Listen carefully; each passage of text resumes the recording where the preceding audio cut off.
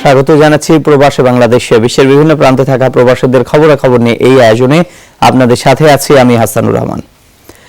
দেশের পাশাপাশি বর্ষবরণ উৎসবের আয়োজন ছিল প্রবাসেও। পুরনোকে পেছনে ফেলে সম্ভাবনার নতুন দিগন্ত উন্মোচনে আনন্দ উৎসব আর সাংস্কৃতিক আয়োজনের মধ্য দিয়ে জার্মানি প্রবাসী বাঙালিরাও পালন করে নেয় বাংলা নতুন বছরকে। বিস্তারিত সহকর্মী বিটু বড়ুয়ার পাঠানো প্রতিবেদনে। চৈত্র সংক্রান্তি শেষে বাঙালির সবচেয়ে আনন্দমুখর উৎসব বাংলা নববর্ষ। পহেলা বৈশাখে জাতি, ধর্ম ও বর্ণের ঊর্ধ্বে উঠে পুরনোকে বিদায় জানিয়ে সবাই মেতে ওঠে বাঙালিয়ানার উৎসবে। জার্মানির বার্লিনও ছিল না তার ব্যতিক্রম। পহেলা বৈশাখের প্রথম দিনটিতে প্রবাসীরা মেতেছিল মহা আনন্দে।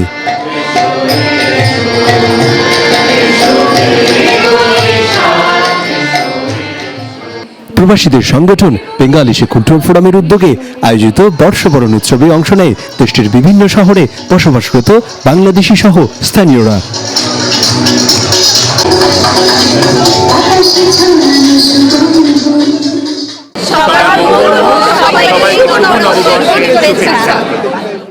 উৎসব উদযাপনের পাশাপাশি উঠে আসে সমাজের নানা অসঙ্গতির কথা। গুরুত্ব পায় ফেনীতে নুসরাত জাহান রাফিকে আগুন দিয়ে পুড়িয়ে মারার ঘটনাও। এই হামলাকে সামাজিক ও নৈতিকতার অবক্ষয় হিসেবে উল্লেখ করেন তারা। নতুন বছরে আমাদের একটাই দাবি যে নুসরাতের মতো যে অপ্রীতিকর ঘটনাটি ঘটেছিল গত বছর সেটা যাতে আর পুনরাবৃত্তি না হয়।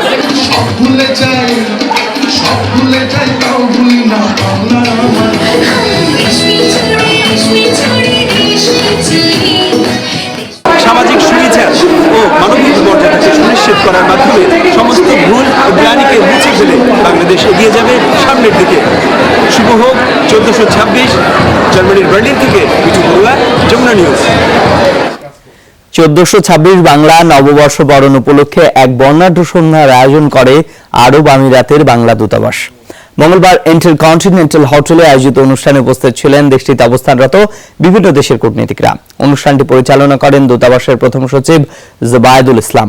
বিভিন্ন দেশের কূটনীতিকদের সামনে দেশের ইতিহাস, ঐতিহ্য ও বাংলা বর্ষের ইতিহাস তুলে ধরেন রাষ্ট্রদূত। আয়োজন করা হয় মঙ্গল শোভাযাত্রা। এতে অংশ নেয় বিদেশি কূটনীতিকরাও। এছাড়া ছিল সাংস্কৃতিক পরিবেশনা। শুভেচ্ছা বক্তব্যে রাষ্ট্রদূত বাংলাদেশকে বৈচিত্র্যময় সাংস্কৃতিক কর্মকাণ্ডের দেশ হিসেবে উল্লেখ করেন। সৌদি আরবের জেদ্দায় কনসুলেট জেনারেলের উদযাপিত হয়েছে বাংলা নববর্ষ 1426। কনসুলেটের কর্মকর্তা, কর্মচারী সহ বিভিন্ন শ্রেণী পেশার প্রবাসীরা যোগ দেন উৎসবে।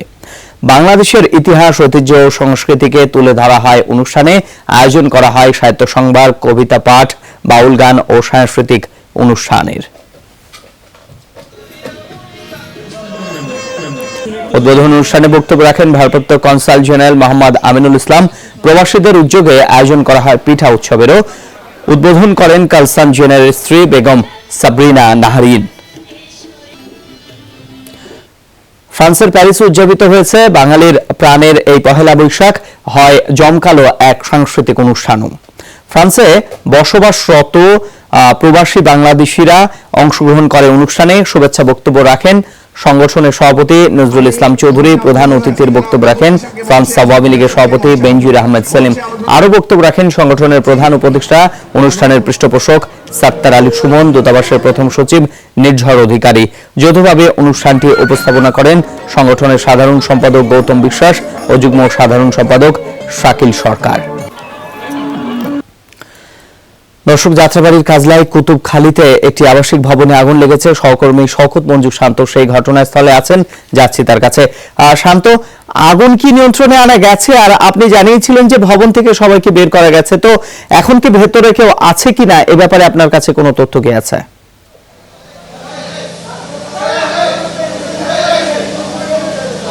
হাসানুর, আমাদের অগ্নিকাণ্ডের যে ঘটনাগুলো এ যাবৎকালে আমরা কভার করেছি সেই অভিজ্ঞতার আলোকে যেটা বলা যায় যে আগুন কিন্তু নিয়ন্ত্রণে, যদিও ফায়ার সার্ভিসের আনুষ্ঠানিক ঘোষণাটা বাকি রয়েছে।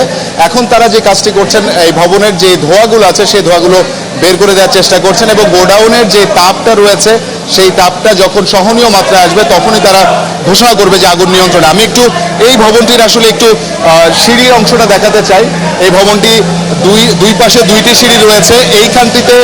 এইখানটিতে কিন্তু ফায়ার সার্ভিসের কর্মীরা কিন্তু এই গোডাউনটিতে এখানে পানি দেওয়ার চেষ্টা করেছেন এবং গোডাউনের অংশ যতটুকু দেখা যাচ্ছে আসলে ভেতরটা কিন্তু অনেক সরু এবং এখান থেকে আসলে পানি সংগ্রহ করে চেষ্টা করেছেন এবং এই যে ভবনটি আমরা দেখতে পাচ্ছি সিঁড়িগুলো পুরো অংশটি কিন্তু একদম ধোঁয়ায় আচ্ছন্ন। এখন পর্যন্ত উপর থেকে যে কতজন মানুষ এসেছেন তারা কিন্তু আমাকে যতটুকু জানিয়েছেন যে উপরের যারা যে কয়েকজন ছাদে অবস্থান নিয়েছেন অথবা বিভিন্ন জায়গায় অবস্থান নিয়েছেন তারা কিন্তু জানিয়েছেন যে তারা বেশ স্বাভাবিক আছেন, ধোঁয়ায় আক্রান্ত তারা হননি এখন পর্যন্ত। যেটা বলা যায় যে ফায়ার সার্ভিসের কর্মীরা কিন্তু প্রথমত যেটা করছেন যে এই ভবন থেকে ধোঁয়াটা বের করে দেওয়ার চেষ্টা করছেন এবং ভেতরের যে গোডাউন আছে সেই গোডাউনের সার্বিক যে তথ্য তারা দিয়েছেন যে আগুন নিয়ন্ত্রণে তারা এনেছেন এবং এখন যে তাপ উদ্গীরণ হচ্ছে বা ধোঁয়া উৎপত্তি হচ্ছে সেই ধোঁয়ার উৎসটা তারা যখন একদম নিষ্পত্তি করতে পারবে তখন এটিকে স্বাভাবিকভাবে তারা ঘোষণা করবে যে আগুন নিয়ন্ত্রণে। এবং এখন পর্যন্ত হতাহতের কোনো ঘটনা এখানে ঘটেনি এবং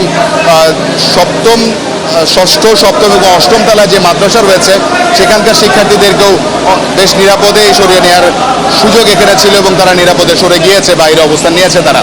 তো এখন পর্যন্ত সার্বিক অবস্থা এই রয়েছে এবং বলা যায় যে ভবনের অগ্নিকাণ্ডের যে ঘটনা তা অনেকটাই নিয়ন্ত্রণে। হাসানুর শান্ত, আপনি সাবধানে থাকুন। আপনাকে ধন্যবাদ আমাদের সাথে যোগ দেওয়ার জন্য।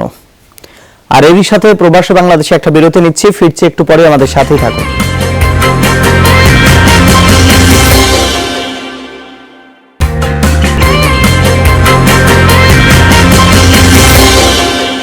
আবারও স্বাগত প্রবাসী বাংলাদেশে। জাতিসংঘের অস্ত্রবিরতির উদ্যোগের মাঝে আবারও লিবিয়ার সংঘাত এবং প্রাণহানির ঘটনা ঘটেছে। মঙ্গলবার ত্রিপোলিতে বিদ্রোহী অবস্থানে ক্ষেপণাস্ত্র হামলা চালায় সরকারি বাহিনী। এ সময় প্রাণ যায় অন্তত 5 জনের, যাদের বেশিরভাগই বেসামরিক নাগরিক। এ ঘটনায় আহত হয়েছে 20 জন। লিবিয়া সরকারের অভিযোগ, ত্রিপোলি এবং এর পার্শ্ববর্তী বিভিন্ন এলাকায় বিদ্রোহীদের ঘাঁটি থেকে রকেট ছোড়া হয়, তারই জবাবে বিদ্রোহী অবস্থানে চালানো হয় অভিযান। এদিকে এই ঘটনায় নতুন করে সহিংসতা ছড়িয়ে পড়ার শঙ্কা দেখা দিয়েছে। বিদ্রোহী নেতা খলিফা হাফতার ত্রিপোলি দখলের অভিযান শুরুর পর থেকেই জটিল হয়ে উঠেছে লিবিয়ার পরিস্থিতি। দুপক্ষের সংঘাতে গেল 2 সপ্তাহে প্রাণ গেছে 150-র বেশি মানুষের। এই অবস্থায় অস্ত্রবিরতি কার্যকরের উদ্যোগ নেয় জাতিসংঘ।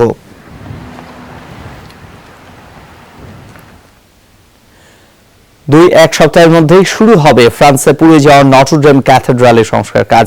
200 বছর ধরে নির্মিত এই ঐতিহাসিক স্থাপনা পুনর্নির্মাণে সময় লাগবে অন্তত 10 বছর।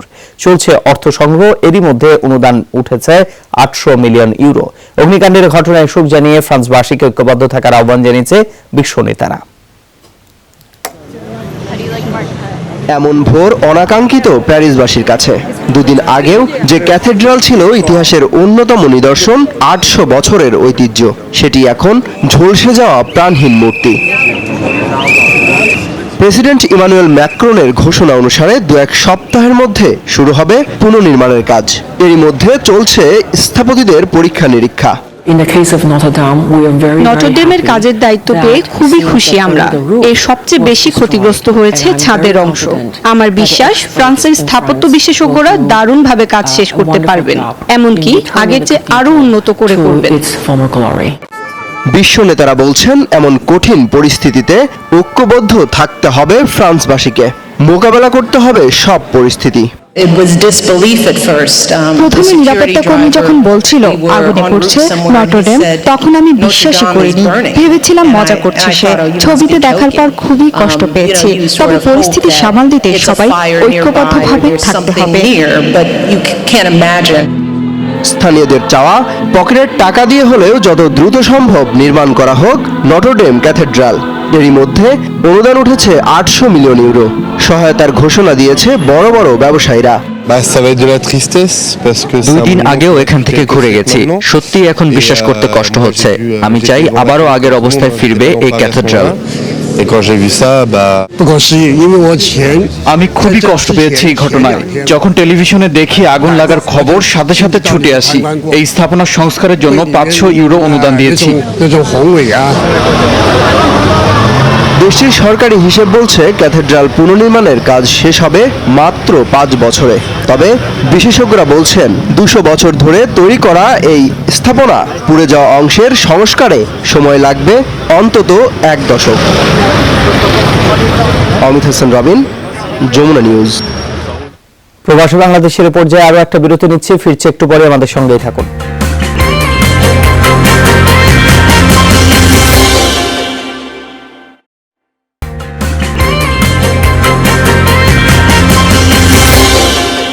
আবারও স্বাগত প্রবাসী বাংলাদেশে।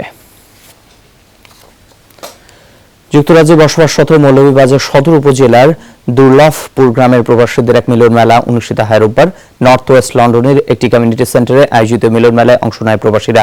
ক্লাবের প্রতিষ্ঠাতা সাধারণ সম্পাদক সোয়েব আহমদের উপস্থাপনায় অনুষ্ঠানে বক্তব্য রাখেন রহমান তৌহিদ, আব্দুল আজিজ বেলাল, মুহিত খান, সাজ্জাদুর রহমান খান, হুমায়ুন কবির সহ অনেকে। ব্রিটেনের বিভিন্ন স্থান থেকে পরিবার পরিজন নিয়ে মিলন মেলায় অংশগ্রহণ করে প্রবাসী দুর্লভপুর গ্রামবাসী। দিনব্যাপী কর্মসূচির মধ্যে ছিল শিশুদের হামদ, নাত, আবৃত্তি, ছোট ও বড়দের বিভিন্ন খেলাধুলা ও রাফেল ড্র। শিক্ষার উন্নয়ন, খাল খনন সহ গ্রামের উন্নয়ন ও আত্মমানবতার সেবায় কাজ করে যাচ্ছে সংগঠনটি। ওমানে বাংলাদেশ সোশ্যাল ক্লাবের আয়োজনে বনভোজনে অংশ নিয়েছে প্রবাসী বাংলাদেশিরা। রাজধানী মাস্কাটের অদূরে হালবান আব্দুল বারি গার্ডেনে ঢল নেমেছিল বিভিন্ন প্রান্ত থেকে ছুটে আসা নানা শ্রেণী পেশার বাংলাদেশিদের। ক্লাবের সভাপতি সিরাজুল হকের সভাপতিত্বে সাধারণ সম্পাদক এম.এন. আমিনের সঞ্চালনায় আয়োজিত অনুষ্ঠানে প্রধান অতিথি ছিলেন বাংলাদেশ দূতাবাসের প্রথম সচিব আবু সাইদ।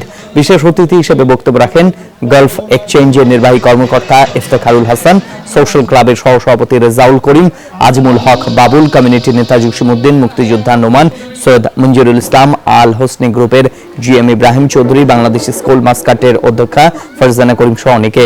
হরেক রকম পণ্যের মেলার আয়োজন করা হয়। বনভোজন উপলক্ষে ছিল ক্রীড়া প্রতিযোগিতা এবং ফ্রি চিকিৎসা ক্যাম্প।